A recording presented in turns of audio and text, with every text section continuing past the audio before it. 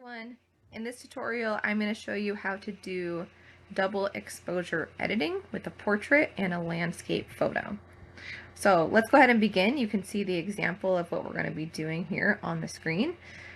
In order to get started, make sure that you have exported your images from Lightroom so that you have a copy on your computer, and we're going to start by opening up our portrait. So if you're on the home page, you can go to Open, and I'm going to go ahead and find my images here in my Lightroom saved photos and start with this portrait here and press open. My next step is going to be to unlock my layer. Make sure that you have your layers panel visible. I'm going to click the lock icon to unlock it, and then I'm going to be adding an adjustment layer. Remember, your adjustments can be found down here. When we click that, we have a lot of options, and we're going to be choosing black and white. Okay, I do suggest that you move around the sliders here to your preference. I'm going to move the sliders around to create more value contrast. So I'm using the red and the yellow to brighten up the face. Not much is happening with green. And then maybe brighten up the blue for that little bit of blue in my hair. Okay, perfect. Now I'm going to go ahead and select my subject because we want to get rid of the background. You can use any of your selection tools, or you can go up to Select and Subject, which is what I'm going to do. This will take Photoshop a minute to, and once it does, we may need to refine it a little bit with other selection tools.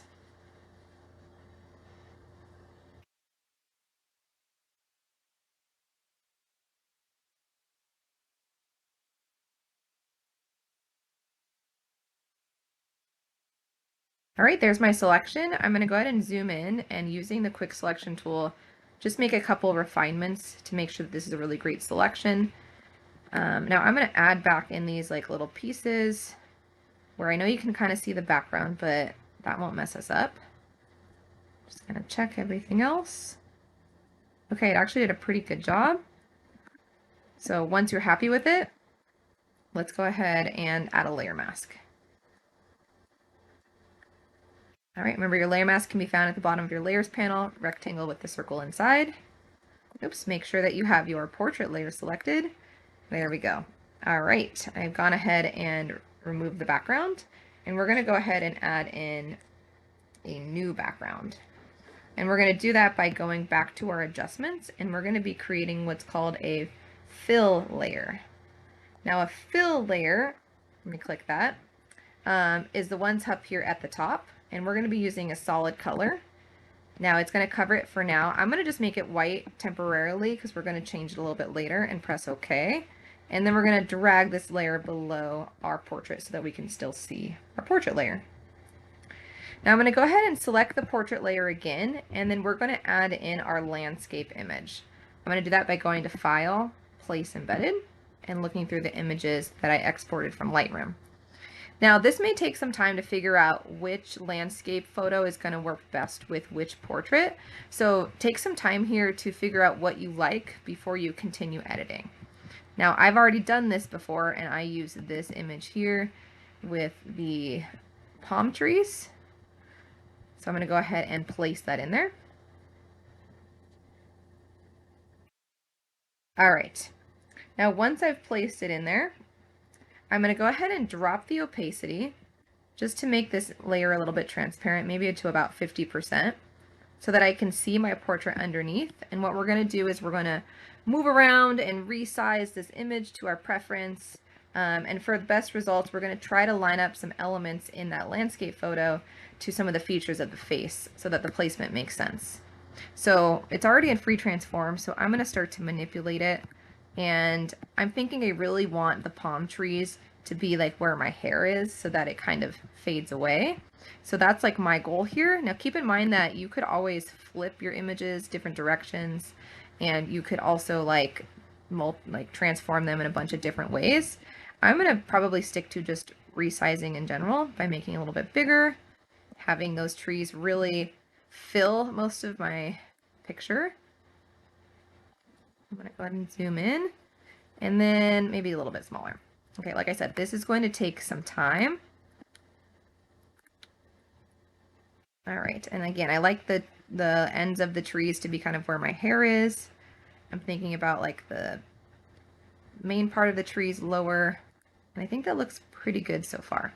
Now what's cool is that we could adjust this later, so keep working on it until you like it, but keep in mind you could adjust later. Okay, I think I like where it is. Now I don't really have any features in particular that are like matching up well with the face. Sometimes that works well, sometimes it doesn't. But if there's a certain place where like the eye would make sense so you can see it, elements lining up with the nose, I would suggest that. Now I think that looks pretty good, so I'm going to go ahead and set it and turn my opacity back to 100. Now I know that covers what we're seeing here, but don't worry, we're going to go ahead and fix that. All right, and we're going to do that in just a moment, but what we're going to do next is we're actually going to adjust the color of that color fill layer that we made earlier. And we can do that by double clicking on the icon. When I do that, we'll get a color picker that pops up. But instead of choosing a color here, I'm actually going to move my cursor out of the window, and you'll see you get a what's called a eyedropper tool. And I'm going to find the lightest part of my image and go ahead and select that. This will make sense later. I'm going to go ahead and press OK.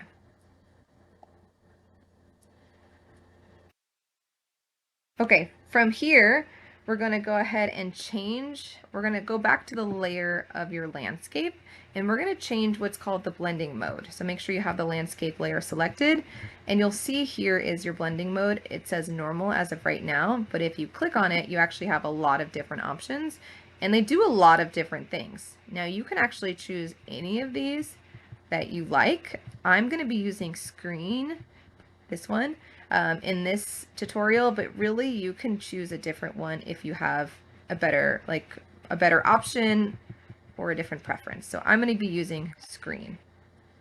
All right, and notice what that does. Now, these blending layers all work because of how one layer blends in with another. They all do very different things, but what this one seemed to do was really like adjust the whites and made it to where you can still see some of my portrait, but still also get a lot of my landscape image. So I really like that effect. Now, the next thing we're going to do is optional here. Now, if you have the landscape layer selected, you could right click it and choose to create a clipping mask. When I do that, now mine doesn't actually look that different because the screen blending mode made it to where my background remained white. But what a clipping mask will do is notice it added this little arrow.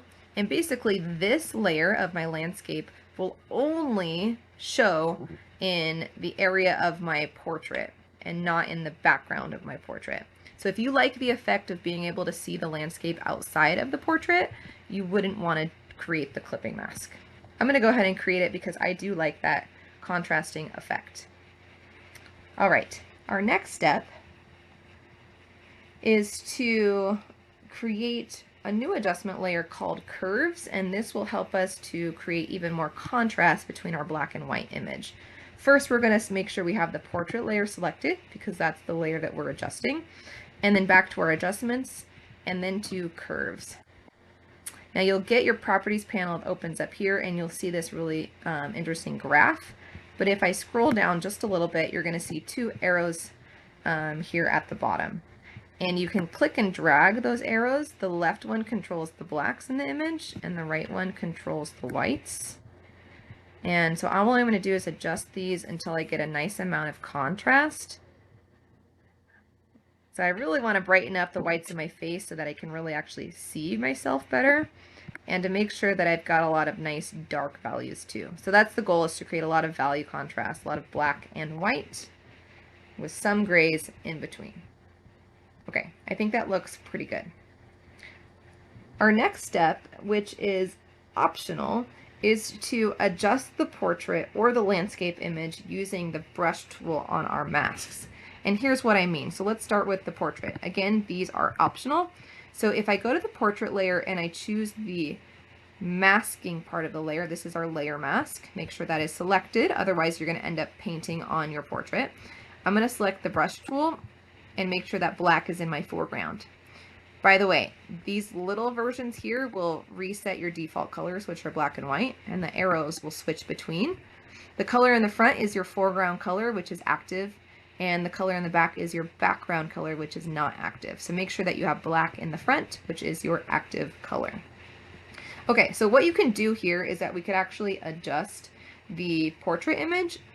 So if you notice here, and actually I don't mind it in this image, but there's some harsh edges around like the edge of my portrait. So I could use the brush to kind of like feather the edges, make them less harsh.